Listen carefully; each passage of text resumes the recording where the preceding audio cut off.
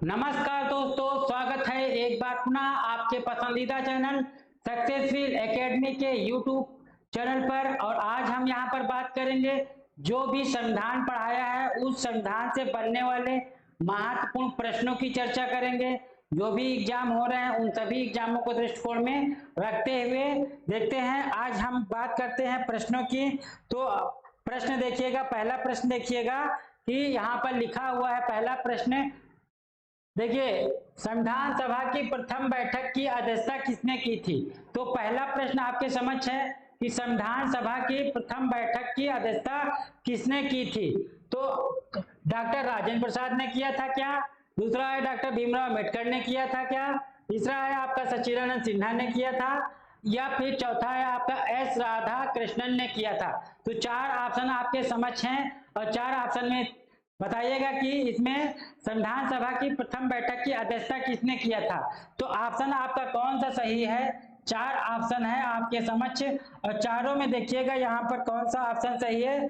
तो यहाँ पर ऑप्शन आपका डॉक्टर सच्चिदानंद सिन्हा का सही है, यानी ऑप्शन आपका कौन सा सही है? गा सही है। तीसरा ऑप्शन आपका सही है, क्योंकि संविधान सभा की तो पहली बैठक हुई थी 9 दिसंबर 1946 में हुई थी।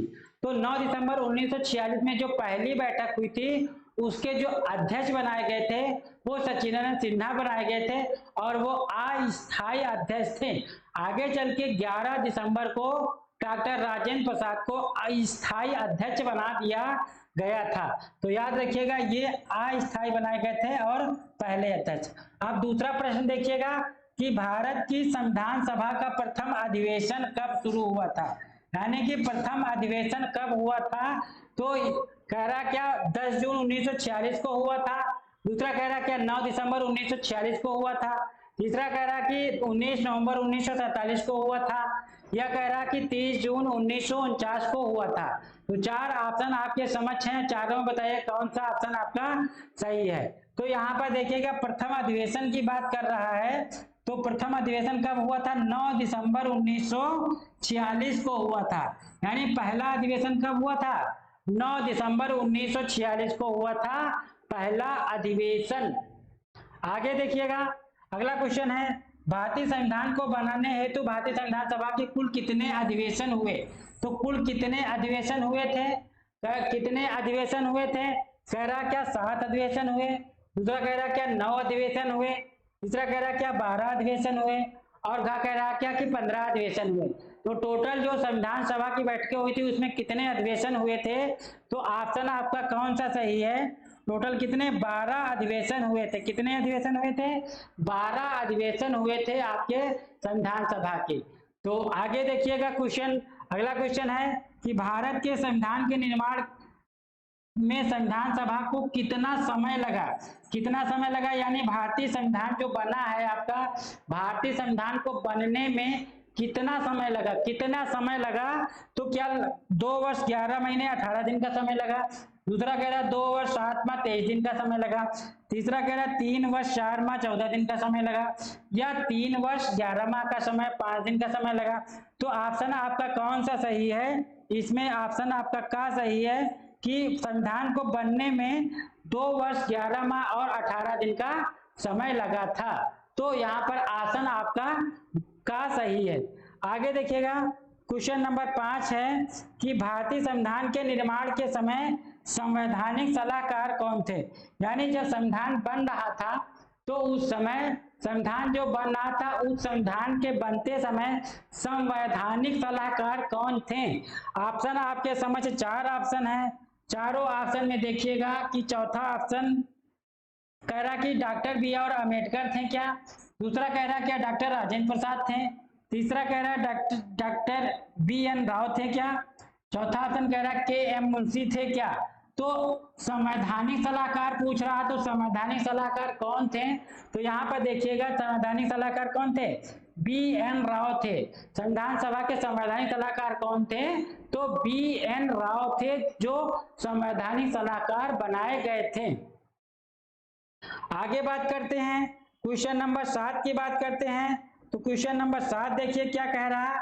क्वेश्चन नंबर 7 कह रहा है कि भारत का संविधान किस तिथि को अपनाया गया, यानी भारत का जो संविधान बना था उस संविधान को वो कौन सी डेट थी, वो कौन सी तिथि थी जिस दिन भारतीय संविधान को अपनाया गया था। नहीं, लागू होने की बात नहीं कर रहा, यहाँ पर अपनाए जाने की बात कह रहा है। तो कह रहा कि 26 जनवरी 1950 को, दूसरा कह रहा क्या 26 नवंबर 1949 को, तीसरा कह रहा कि 26 जनवरी 1949 को, चौथा कह रहा कि 15 जुलाई 1947 को।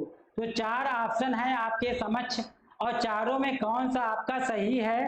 तो आप देखेंगे कि अब जो संविधान अपनाया गया था वो 26 नवंबर 1949 को, यानी 26 नवंबर 1949 को संविधान सभा द्वारा संविधान को अपनाया गया था, जबकि लागू 26 जनवरी 1950 को हुआ था।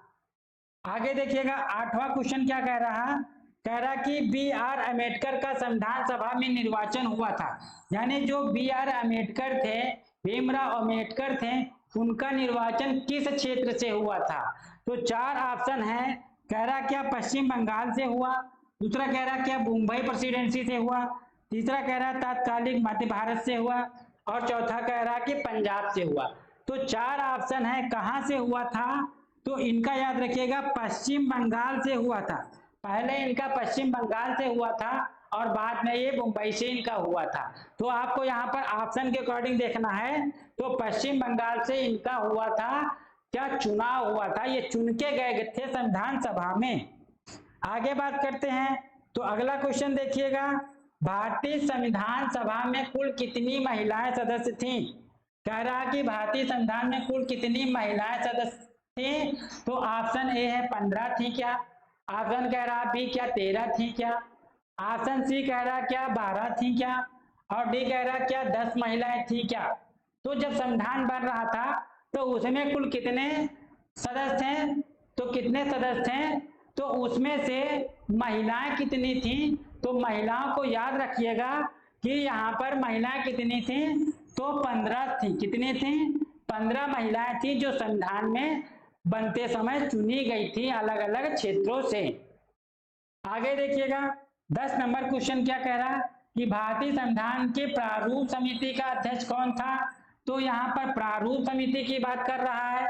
तो कह रहा कि प्रारूप समिति के क्या भीमराव अम्बेडकर थे क्या, दूसरा कह रहा क्या राजेंद्र प्रसाद थे, तीसरा कह रहा डॉक्टर सचिदानंद सिन्हा थे क्या और डी कह रहा क्या सरदार पटेल थे।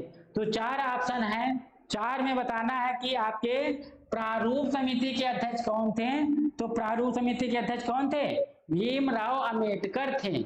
भीमराव अम्बेडकर क्या थे, तो प्रारूप समिति के अध्यक्ष थे। आगे 11 नंबर क्वेश्चन देखिएगा, न्यायिक पुनरावलोकन की व्यवस्था है। तो न्यायिक पुनरावलोकन की व्यवस्था कह रहा कहां से है, केवल भारत में है, केवल यूएसए में है, भारत और यूएसए दोनों में है और गा कह रहा केवल यूएसए में है। तो न्यायिक पुनरावलोकन की जो व्यवस्था है भारत और यूएसए दोनों में है आपकी न्यायिक पुनरावलोकन की व्यवस्था। आगे बात करते हैं, लास्ट क्वेश्चन है इस सेशन का।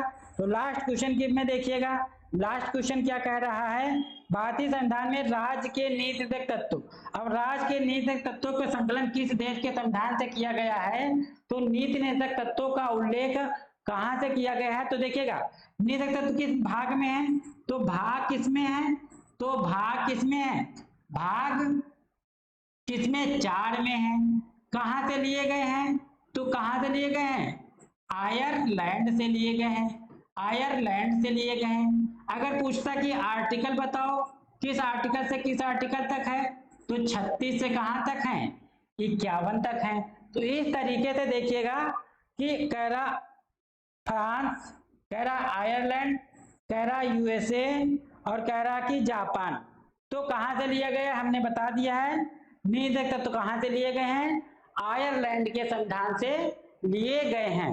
तो ये आपके थे क्वेश्चन, जो महत्वपूर्ण क्वेश्चन थे, जो टॉपिक हमने आप लोगों को पढ़ाया है उस टॉपिक से बनने वाले जो भी क्वेश्चन थे उन सारे प्रश्नों को यहाँ पर सॉल्व कराया है। अब आप लोग सेशन को ज्यादा से ज्यादा लाइक करें, शेयर करें और अपने इष्ट मित्रों से सब्सक्राइब कराएं। तो इतना ही आज आपके सेशन में। आगे नेक्स्ट वीडियो में जो हम पढ़ाएंगे फिर आगे उसके क्वेश्चन हम करा देंगे। आप कमेंट के माध्यम से बताएं क्या एक सीरीज ऐसी भी चलाई जाए जिसमें जीएस के प्रश्नों को डेली कराया जाए। ऐसा अगर आप कमेंट में करके बताते हैं, सुझाव देते हैं, तो हम एक ऐसी श्रृंखला को स्टार्ट करेंगे जिसमें केवल प्रश्न ही सॉल्व कराएंगे। और जो एग्जाम जो भी आपका लगा है, जैसे टीजीटी या पीजीटी, तो टीजीटी और पीजीटी से भी यहाँ पर ध्यान में रखते हुए प्रश्नों को भी सॉल्व कराएंगे। आगे यहाँ पर टीजीटी और पीजीटी का लाइव सेशन भी चलाएंगे, तो उससे भी आपको यहाँ पर बहुत फायदा मिलेगा। आज के सेशन के लिए इतना ही, तब तक के लिए नमस्कार, जय हिंद।